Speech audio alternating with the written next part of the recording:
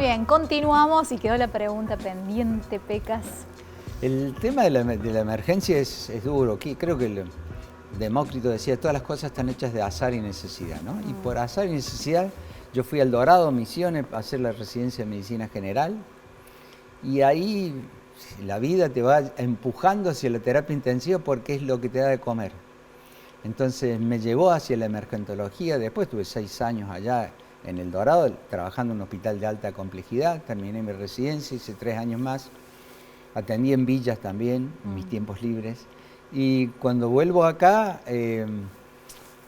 volvés con 10 años de experiencia, pero sin trabajo. Salió Ecoemergencia, fui uno de los primeros médicos de emergencia. A lo que vos decís, si vos a eso le sumás que la terapia se mueve y a 120 kilómetros por hora, desde Nueva Córdoba hasta el barrio Joffre, la primera salida le echamos en esas ambulancias viejas, 8 minutos. Yo me quería morir. Cuando llegué yo no sabía si me iba a morir yo o el paciente. Entonces era duro, era durísimo para nosotros esas primeras salidas. Y la terapia intensiva siempre requiere una dosis extra, sobre todo la terapia del hospital de urgencias, para quien no sepa que es un hospital de alta complejidad de politraumatizados. Las edades van desde 16, 15 hasta los 35, 40 años, porque es donde la gente más se accidenta. Estadísticamente es así.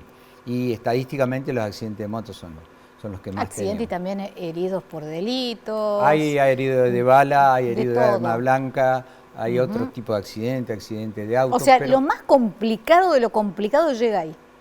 Lo más complicado, y cuando vos tenés un paciente en terapia, tenemos 9 camas, cuando vos tenés un paciente en terapia, sabés que está gravísimo. Que no metés a otro que está un poco más grave, porque este se te está muriendo.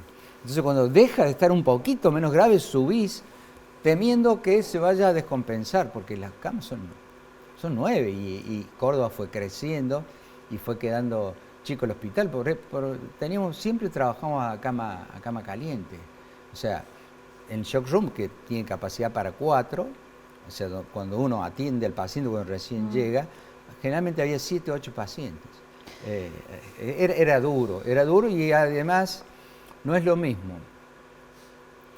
que... ¿Cuántos años estuviste ahí, Pecas? Repetime. Y tuve más de 30 años en el hospital. O sea, distintos gobiernos. Sí.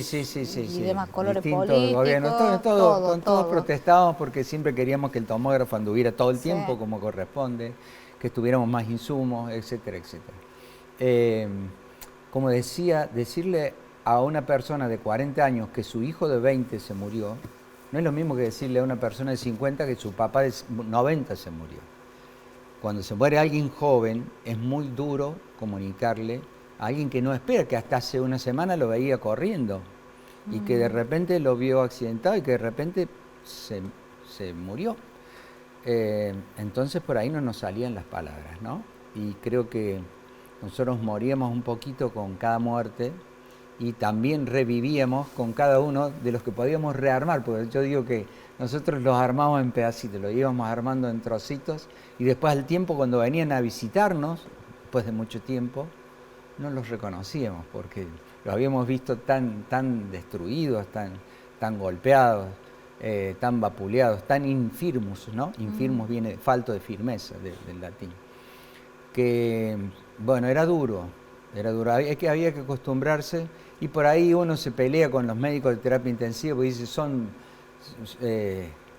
insensibles, son fríos. Quizás una capita hay que poner porque si no uno se muere todos los días, ¿no? Claro, eso te iba a decir. Y aparte, escuchándote, como estás recordando todo eso, evidentemente es una marca, un sello emocional fuerte estar ahí. ¿Y cómo hacías para llegar a tu casa y dejar quizás todo eso que viviste, la muerte de una persona joven, algún episodio traumático que te haya tocado atender, para que no te afecte, ¿no?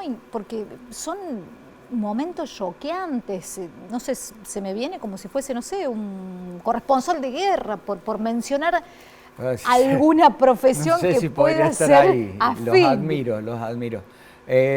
Sí, era porque muy es todos duro los volver. días. Era casi todos los días. Al comienzo uno siempre sí o sí tenía que tener 2 trabajos. Recién a mi última parte de mi vida pude tener un solo trabajo. Pero siempre eran 2 o 3 trabajos. Entonces era muy difícil y es más, han quedado muchos en el camino. Yo creo que mi homenaje hacia ellos, Paula, una amiga que te contaba fuera de cámara recién, hace muy poquito, no soportó. Hay gente que no lo soporta. Teníamos porcentaje muy alto de profesionales, no solo médicos, con cáncer por el alto grado de estrés. Hay gente que pide ser trasladada por el alto grado de estrés que tiene uno. Y bueno, ¿cómo llegas a tu casa? Y es difícil desvestirse de médico y tratar de dormir cuando sabes que una persona de 20 años se está muriendo y que vos has hecho todo lo posible, pero que se está muriendo y que hay un padre que está sufriendo, una madre que están sufriendo. Entonces no es tan sencillo. El arte, por suerte, me acompañó toda la vida y siempre tuve familias que me han contenido y que me han entendido esta profesión que es muy dura. Te imagino dando esas noticias, quizás en los primeros años allí en el hospital y, bueno, no es lo mismo, ¿no? Cuando recién se arranca, que cuando ya han pasado un tiempo, uno va teniendo un poco más de callos, pero ¿te ponías a llorar también? ¿Cómo hacías para controlar? Sí. Porque sabiendo que sos muy sensible, Peca. Hay una anécdota que, bueno, hay miles, pero hay una en especial que me marcó durante mucho tiempo, que tenemos una chiquita de 20 años, 22 años, no me acuerdo exactamente la edad, que realmente yo cuando estaba de guardia los martes, o sea, que no se vaya a morir en mi guardia, había agarrado una empatía con la madre muy grande, ¿no? Y bueno, todos hacíamos todo lo posible, a veces nos sentábamos al lado de la cama del paciente y lo observábamos durante un tiempo para saber si algo se nos estaba escapando, y yo decía que no se muera en mi guardia, que no se muera en mi guardia, porque estaba muy grave, y se murió en mi guardia. Entonces fue la única vez en toda mi larga carrera que yo, al enfrentar la madre, estaba con el guardapolvo blanco, no supe qué decirle. Y me salió solamente mirarla y abrazarla. Entonces ella entendió, ahí no me soltó durante 20 minutos, pero de reloj.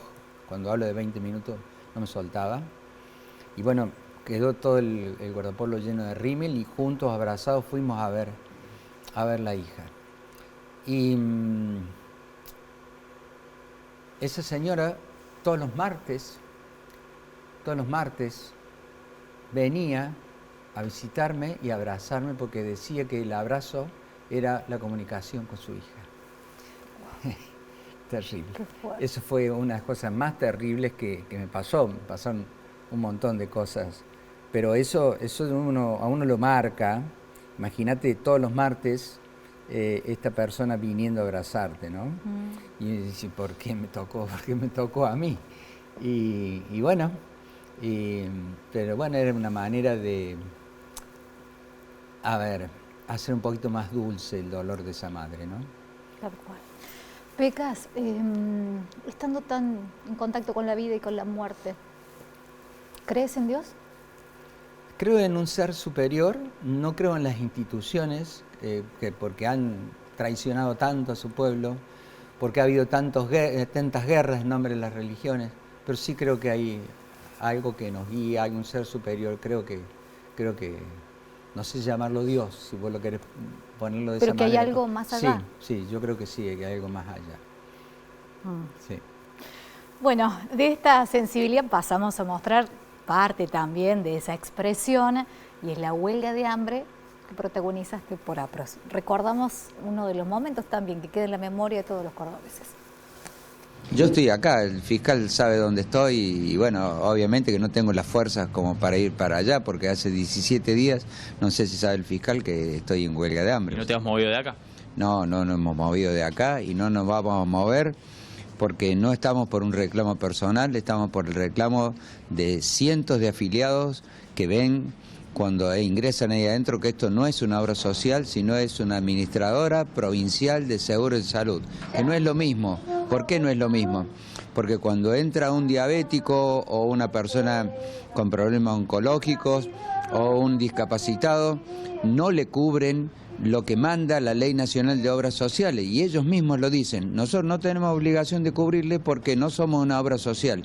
Entonces el afiliado sale llorando, sale angustiado, algunos que tienen plata presentan un amparo, los que tienen menos dinero se van a secar su tristeza a sus casas, se enferman más, algunos se mueren en la más absoluta soledad, ninguna estadística los refleja. Esto yo llamo a una muerte silenciosa porque nadie se da cuenta, nadie tiene conocimiento de ellos.